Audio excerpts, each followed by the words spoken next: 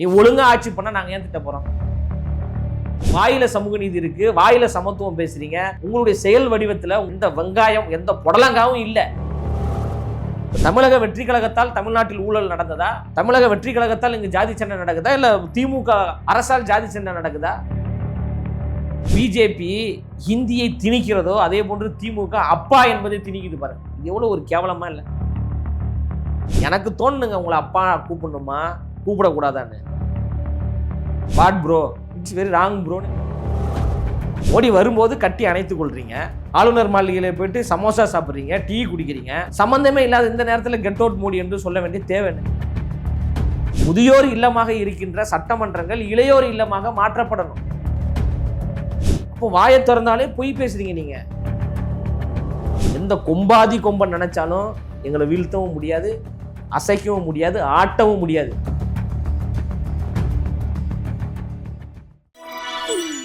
வணக்கம், நீங்க பார்த்துட்டு இருக்கிறது டேக் ஒன் தமிழ். நான் உங்கள் விஜய் பிராணேஷ். இன்னைக்கு என் கூட தமிழக வெற்றி கழகத்துடைய கொள்கை பரப்பு இணை செயலாளர் லொயோலா மணி அவர்கள் இருக்காங்க. அவர்கிட்ட நிறைய விஷயங்கள் பேச போறோம், வாங்க பேசலாம்.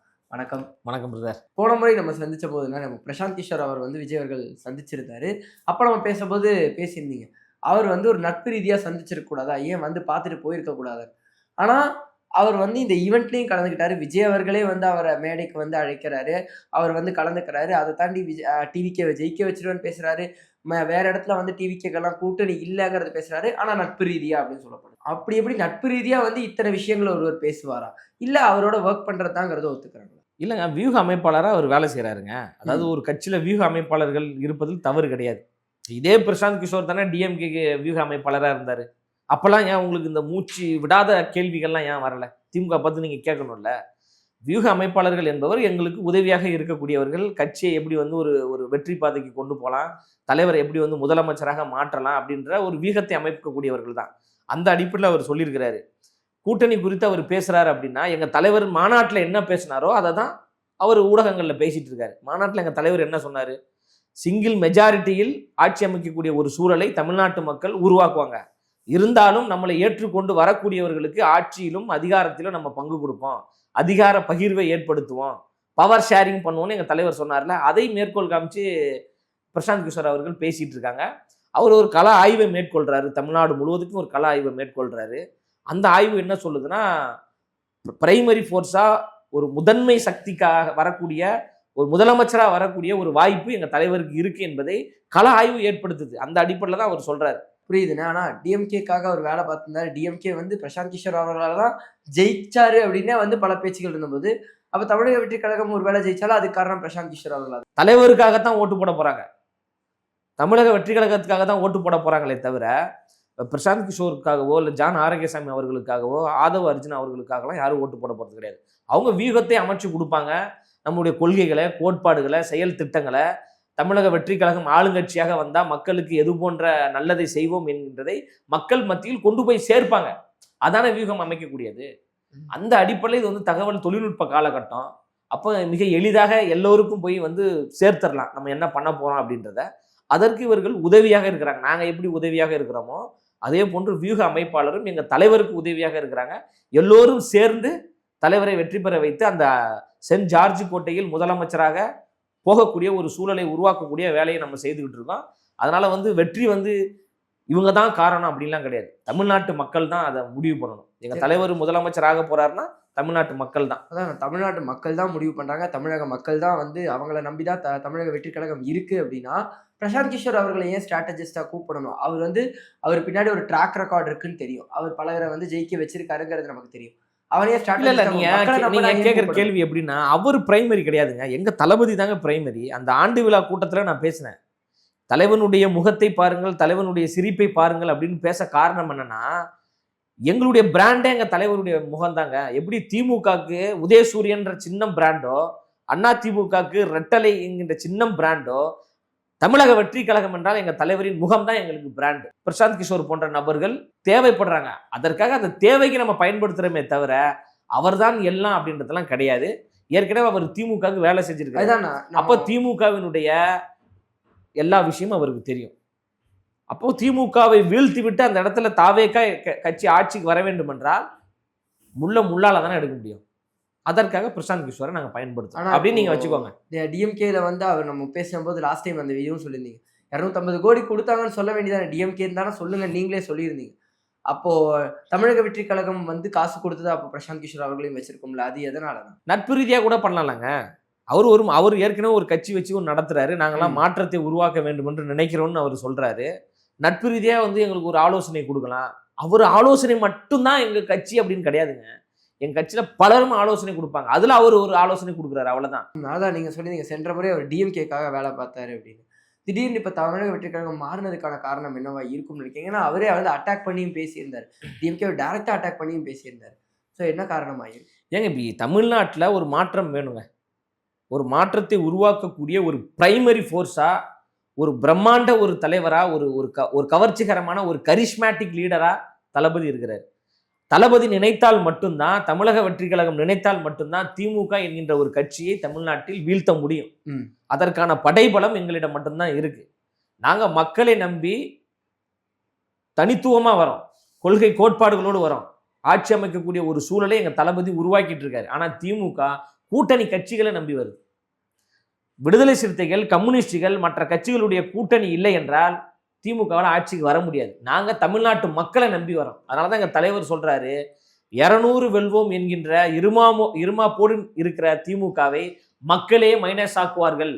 மக்கள் முடிவு பண்ணிட்டாங்கன்னா யாரு ஆட்சிக்கு வரணும், யாரு ஆட்சிக்கு வரக்கூடாது என்பதை மக்கள் தீர்மானித்து விடுவாங்க. அப்ப நாங்க வந்து மக்களை மட்டுமே நம்பி வரோம்.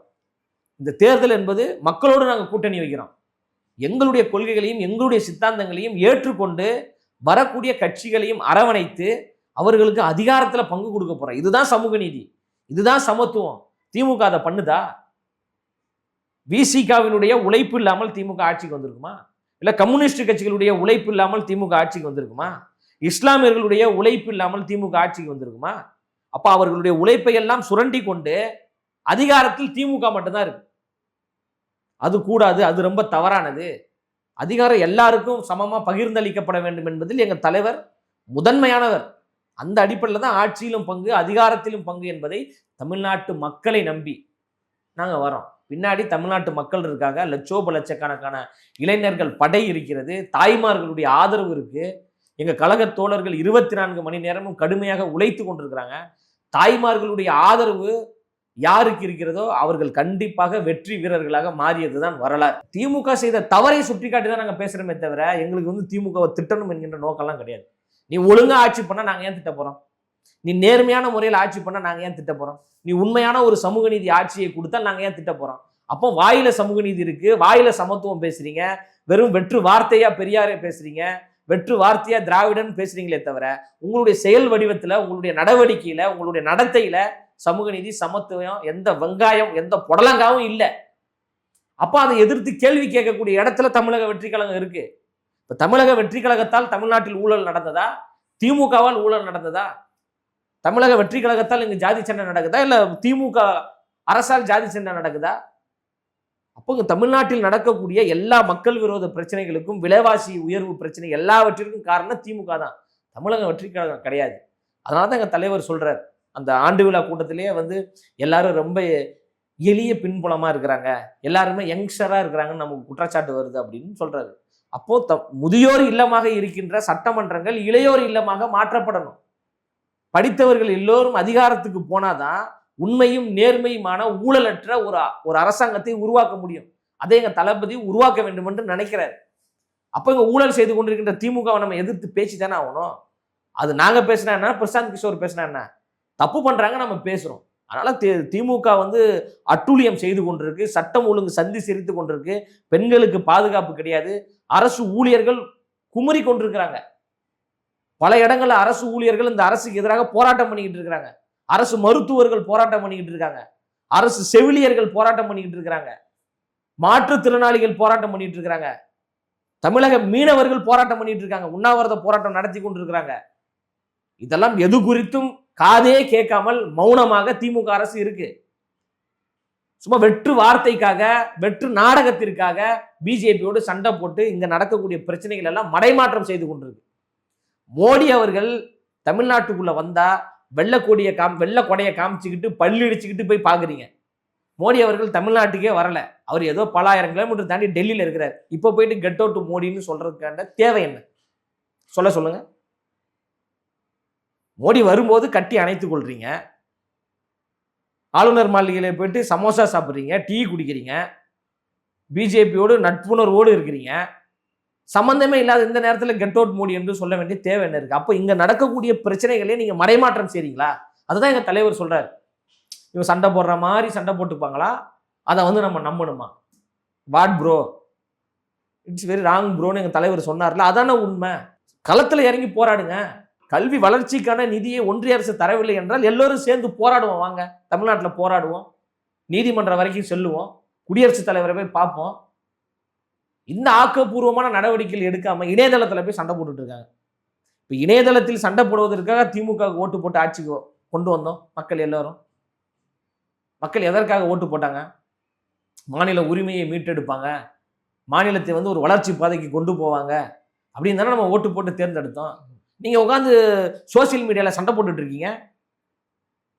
பிஜேபியும் திமுகவும் அதை சண்டை போடுவது போன்று சண்டை போட்டு மக்களை மடைமாற்றம் பண்றீங்க. அப்ப தமிழ்நாட்டில் நடக்கக்கூடிய பிரச்சனைகள் வெளியில தெரிஞ்சிடக்கூடாது. யார் அந்த சார் நம்ம கேட்டோமா இல்லையா பிரதர்? இப்போ வரைக்கும் கேட்குறோம்ல. அந்த அண்ணா யூனிவர்சிட்டி பிரச்சனையில என்ன நடவடிக்கை எடுத்தது இந்த மாநில அரசாங்கம்? அண்ணா நகர்ல 10 வயது சிறுமி பாலியல் வன்புணர்வு செய்யப்பட்டு மிகப்பெரிய ஒரு கொடுமைக்கு உள்ளாக்கப்பட்டாங்கல்ல. உயர் நீதிமன்றம் கேள்வி கேட்டதுல என்ன நடவடிக்கை நீங்க எடுத்துட்டீங்க? பரந்தூர் விவசாயிகளுக்கு என்ன பதில் சொல்ல போறீங்க? தமிழ்நாடு அரசு என்ன சொல்ல போகுது? ஒன்றிய அரசு என்ன சொல்ல போகுது? பிஜேபி சொல்லுத நாமெல்லாம் ஒரே நாடா இருக்கணும், ஒரே மொழியை கொண்டு வந்து விட வேண்டும் அப்படின்னு சொல்றீங்கல்ல. வேங்க வயல்ல மலத்தை கொட்டி இவ்வளவு நாள் ஆகுதுல. பிஜேபியினுடைய நிலைப்பாடு என்ன? அண்ணாமலையினுடைய நிலைப்பாடு என்ன? இப்போ இந்தியா முழுமைக்கெல்லாம் நம்ம ஒரே மக்கள் கிடையாதா? இந்தியா என் தாய்நாடுன்னு நம்ம சொல்றோம்ல. அப்போ வேங்க வயல்ல வாழக்கூடிய அந்த மக்கள் யாரு? அவங்களுக்கு இந்தியா தாய்நாடுன்னு தானே சொல்றாங்க. ஏன் ஒன்றிய அரசு நீங்க நடவடிக்கை எடுக்காம இருக்கீங்க? ஏன் மாநில அரசு நடவடிக்கை எடுக்காம இருக்கிறீங்க? அந்த மக்களையே குற்றவாளின்னு நீங்க குற்றம் சுமத்துறீங்க. இப்போ இது குறித்தெல்லாம் கேள்வி கேட்கணும், இது குறித்தெல்லாம் பேசணும்ல. ஸ்டாலின் அவர்கள் தான் சொல்றாரு, ஆட்சி அமைத்தவுடன் 50 லட்சம் இளைஞர்களுக்கு வேலை வாய்ப்பை நாங்கள் உருவாக்கி கொடுப்போம் அப்படின்னு. நீங்க எத்தனை லட்சம் இளைஞர்களுக்கு வேலை வாய்ப்பை உருவாக்கி கொடுத்துருக்கீங்க? வேலையில்லா திண்டாட்டம் நடக்குது, இளைஞர்கள் போராடிட்டு இருக்கிறாங்க. அப்போ வாயை திறந்தாலே பொய் பேசுறீங்க நீங்க. பல இடங்கள்ல மென்ஷன் போகும்போதும் எம்ஜிஆர் அவர்களே ஆகட்டும், இல்லை அண்ணா அவர்களாகட்டும், அவரை மேற்கோள் காட்டி பேசுறது நம்மளால பார்க்க முடியும். ஆனா எந்த இடத்துலையுமே கலைஞர் அவர்கள் மேல எந்த ஒரு மேற்கோளும் காட்டப்படுறதில்லை. கலைஞர் அவர்களுமே ஒரு ஆப்போசிஷனாக தான் பார்க்கப்படுறாரா? இப்போ வரைக்கும் அவர் எவ்வளோ பெரிய தலைவராக இருந்தாலும் அவரும் ஆப்போசிஷனாக தான் பார்க்கப்படுறாரா? இல்லை, நம்ம கலைஞர் அவர்களே மதிக்கலை அப்படின்னு நம்ம சொல்லலை. அவரும் ஒரு லீடர் தான். எப்படி உருவாக்கி வந்தாங்கன்னு நம்ம பார்க்கணும்ல. அண்ணா அவர்கள் இல்லை என்றால் கலைஞர் அவர்கள் இல்லை, புரியுதுங்களா? ஆனால் எம்ஜிஆர் அவர்கள் சுயம்பா வராரு, அண்ணா அவர்கள் சுயம்பா வராங்க, எங்க தலைவரும் சுயம்பா தானே வராரு. அப்போ அவர்களோட தான் நம்ம ஒப்பிட முடியும். அப்போ சுயம்பாக வரக்கூடிய தலைவர்களை போன்று எங்க தலைவர் சுயம்பாக வராரு, மக்கள் படையோடு வராரு, தியாக உணர்வோடு வராரு. தெரியுதுங்களா? அதாவது சினிமா வாய்ப்பே இல்லாம, பட வாய்ப்பே இல்லாம வரல. நம்பர் 1. நீங்க ஏற்றுக்கொண்டாலும் ஏற்றுக்கொள்ளாவிட்டாலும் நீங்க சினிமா துறையில விசாரிச்சா சொல்லுவாங்க யாரு நம்பர் 1 சொல்லுவாங்க, யாரு படம் அதிக வசூல்ல இருக்குன்னு சொல்லுவாங்க. எங்க தலைவருக்கு கதை சொல்வதற்கு தயாரிப்பாளர்களும் இயக்குநர்களும் கியூல நின்றுட்டு இருக்காங்க இப்போ வரைக்கும். பலரும் என்ன சொல்றாங்க, நீங்க சினிமா விட்டு போயிடாதீங்க, நீங்க சினிமா விட்டு போனீங்கன்னா சினிமா இண்டஸ்ட்ரியே பலவீனமாயிரும், ஒரு படம் நடிங்க, அப்பப்போ உங்களுக்கு கேப் கிடைக்கும் போதெல்லாம் நீங்க படம் நடிங்க, நீங்க நடிக்கணும்னு கோரிக்கை வைக்கிறாங்கன்னா அப்ப எங்க தலைவர் ஒரு வெற்றி வீரன் தானே. அப்படி வராருலங்க. அப்ப அப்படி வரக்கூடியவர்களை மக்கள் கொண்டாடுறாங்கல்ல. கலைஞர் அப்படியா வந்தாரு? கலைஞர் அண்ணா மூலியமாக வந்தாரு. எம்ஜிஆர் என்கின்ற ஒரு நபர் இல்லை என்றால் கலைஞர் அவர்கள் கிடையாது. எம்ஜிஆர் அவர்களுடைய தயவால் தான் கலைஞர் அவர்களால் அரசியலில் வெற்றி பெற முடிந்தது. அதையும் நம்ம பார்க்கணும்ல. அப்போ தொடக்க புள்ளி யாரு? அந்த அடிப்படையில் ஒரு தொடக்க புள்ளியாக அவரே உருவாக்கி வர்றாரு. அவரே ரசிகர்களை உருவாக்குறாரு, அந்த ரசிகர்களை அரசியல் மயப்படுத்துறாரு, தோழர்களாக மாற்றுறாரு, தலைவர்களாக மாற்றுறாரு, கட்சியை உருவாக்குறாரு, கொடியை உருவாக்குறாரு, கோட்பாடை உருவாக்குறாரு, கொள்கைகளை உருவாக்குறாரு, மக்களை திரட்டுறாரு, மாநாடை நடத்துறாரு, தாய்மார்களுடைய அன்பை பெறுறாரு, இளைஞர்களுடைய நம்பிக்கையை பெறுறாரு, தலைவராக உருவாக்கிட்டார். நாளைக்கு முதலமைச்சராக வரப்போறாரு. இப்போ யார் அப்படி வந்தார்களோ அவர்களோடு தான் நம்ம ஒப்பிட முடியும். அந்த அடிப்படையில் தான் நம்ம ஒப்பிடுறோமே தவிர கலைஞர் அவர்களை சிறுமைப்படுத்தலை. கலைஞர் அவர்களும் இந்த மண்ணுக்காக போராடி இருக்கிறாரு, உழைச்சிருக்கிறாரு. அவருடைய தியாகங்களையும் நாங்கள் மதிக்கிறோம். ஓகே. அந்த இது பத்தி பேசும்போதே அங்க அவர் பேசினதுல எல்லாரும் வச்சிருந்த மெயினான கேள்வி, அவர் ஹிந்தி எதிர்ப்புக்கு எதிரா பேசினாலுமே, ஹிந்திங்கிற வார்த்தையே அவரு மெயினான விஷயமா எடுத்து வைக்கலையே. அவரு பேசினா இன்னும் நெறைய பேருக்கு ரீச் ஆகுங்கிறது எல்லாருக்கும் தெரியும். அத ஏன் அவர் எடுத்து வைக்கலன்னு நினைக்கிறீங்க? ஏன் அதுல தெளிவா அவர் சொல்லிட்டாருங்க. மும்மொழி கொள்கையை நாங்கள் ஆதரிக்கவில்லை. இருமொழி கொள்கையை ஆதரிக்கிறோம் நம்ம சொல்றோம். இப்ப இருமொழி கொள்கையை ஆதரிக்கிறோம் என்றால், அப்ப 3வதாக என்ன மொழியை பிஜேபி கொண்டு வர முயற்சிக்குது? ஹிந்திய கொண்டு வர முயற்சிக்குது. அத நாங்க எதிர்க்கிறோம். அவ்வளவுதானே. இப்ப அங்க மொழிப்போர் வீரர்களுக்கு எங்க தலைவர் வந்து மலர் தூவி மரியாதை செலுத்தினார்ல. யார் அந்த மொழிப்போர் வீரர்கள்? எதற்காக அவங்க எல்லாம் செத்து போனாங்க? எதற்காக தன் உடலில் வந்து தீக்கு இரையாக்கி ஏன் இறந்து போனாங்க? இந்தி வரக்கூடாது என்பதற்காக தானே செத்து போனாங்க. ஆமா. அப்ப அந்த இந்தி வரக்கூடாது என்று செற்று போன மொழிப்போர் தியாகிகளுடைய படத்துக்கு மலர் தூவி அஞ்சலி ஏன் அவர் செலுத்தணும்? அப்ப இந்தி வரக்கூடாது, ஹிந்தி வேணாம் தமிழ்நாட்டுக்கு, 2 மொழி கொள்கையே போதுமானது, 3வது மொழி வேணாம், விருப்பப்பட்டா நாங்க படிச்சுக்கிறோம், எங்களுக்கு என்ன மொழி படிக்க வேண்டுமோ அதை நாங்க படிச்சுக்கிறோம், நீ திணிக்காத, நீ அடாவடித்தனமா திணிக்காத. எப்படி வந்து பிஜேபி ஹிந்தியை திணிக்கிறதோ அதே போன்று திமுக அப்பா என்பதை திணிக்குது பாருங்க. இது எவ்வளவு ஒரு கேவலமா இல்லை? எனக்கு தோணுங்க உங்களை அப்பா கூப்பிடணுமா கூப்பிடக்கூடாதான்னு. நீங்க அதை ஃபோர்ஸ் பண்றீங்க, அப்பான்னு கூப்பிடுங்கன்னு ஃபோர்ஸ் பண்றீங்க. இது எவ்வளவு ஒரு மலிவான ஒரு அரசியல் பார்த்தீங்களா? இதுதான், இதனாலதான் நம்ம சொல்றோம், இந்த திணிப்பு அரசியல்ல பிஜேபியும் திமுகவும் ஒண்ணு. இவர்கள் அப்பான்னு திணிக்கிறாங்க, இவங்க ஹிந்தின்னு திணிக்கிறாங்க. இதுவே பாசிசம், இதுவே சர்வாதிகாரம் தான். இதை நம்ம கூடாதுன்னு சொல்றோம். அந்த அடிப்படையில் எங்க தலைவர் தெளிவா பேசியிருக்காருங்க. இருமொழி கொள்கையில் உறுதியாக இருக்கிறோம், 3வது மொழியை திணிக்காதீங்க. அந்த 3வது மொழியாக எந்த மொழியை பிஜேபி கொண்டு வர முயற்சிக்குதுன்னு தமிழ்நாட்டு எல்லாருக்குமே தெரியும். அதை எங்க தலைவர் சொல்லி தான் தெரிய வேண்டும் என்றெல்லாம் கிடையாது. இந்தி திணிப்பு கூடாது என்பது நம்ம தெளிவாக இருக்கிறோம். ஓகே. 2ஆம் ஆண்டு துவக்க விழாவில் இந்த உணவு இதுல வந்து பல பிரச்சனைகள் இருக்கிறதும், கொத்தடிமைத்தனமா நடத்தப்படுறதாகவும் ட்விட்டர்ல பல பேச்சுகளும் வந்துருது. அதை பத்தி என்ன அது நினைக்கிறீங்க? பேசக்கூடியவர்கள் எல்லாருமே கொத்தடிமை பிரதர். அதான் வாடகைக்கு விடக்கூடியவர்கள் தான் அப்படி பேசிட்டு இருக்கிறாங்க. அதாவது மக்கள் பயங்கர கூட்டம் அந்த பொதுக்கூட்டத்தில். இப்போ மாவட்ட செயலாளர்கள் வராங்க அப்படின்னா கூட வந்து அவங்க வீட்டில் இருக்கிற பசங்களையோ பெண் பிள்ளைகளையோ கூட்டு வராங்க. தளபதி வராரு வாங்க அப்படின்னு சொல்லிட்டு கூட்டு வந்துட்டாங்க. அளவுக்கு அதிகமான ஒரு கூட்டம் ஆயிடுச்சு. அந்த அரங்கத்துக்குள்ள இருக்கைகள் போடப்பட்டிருக்கு, ஆனால் கூட்டம் அதிகமாக இருக்குது. அப்போ என்ன பண்ணுறாங்கன்னா, சாப்பிடுவதற்காக போடப்பட்ட அந்த இருக்கைகள் இருக்குல்ல, அந்த இருக்கைகளை எடுத்துட்டு வந்து உள்ளே போடுறாங்க. அங்கே வந்து வயசானவங்க, குழந்தைகள், தாய்மார்கள் எல்லாம் நின்றுகிட்டு இருக்கிறாங்க உள்ள அந்த கூட்டம் நடக்கக்கூடிய அரங்கத்துக்குள்ள. அதை பார்த்துட்டு எங்கள் பொதுச்செயலாளர் தான் சொல்றாரு, இங்கே இருக்கிற சேர்லாம் இங்கே சும்மா தானே இருக்குது, இந்த சேர்லாம் எடுத்துகிட்டு போயிட்டு உள்ளே போடுங்க, அங்கே நிறைய பேர் நின்றுக்கிட்டு இருக்கிறாங்க பாவம், எல்லாம் வயசானவங்க அப்படின்னு சொல்லிட்டு இங்கே இருக்கிற சேர் எடுத்துகிட்டு போய் அங்கே போட்டாச்சு. அதில் மக்கள் உட்காந்து அந்த ஆண்டு விழா கூட்டத்தை நம்ம பார்த்தோம்.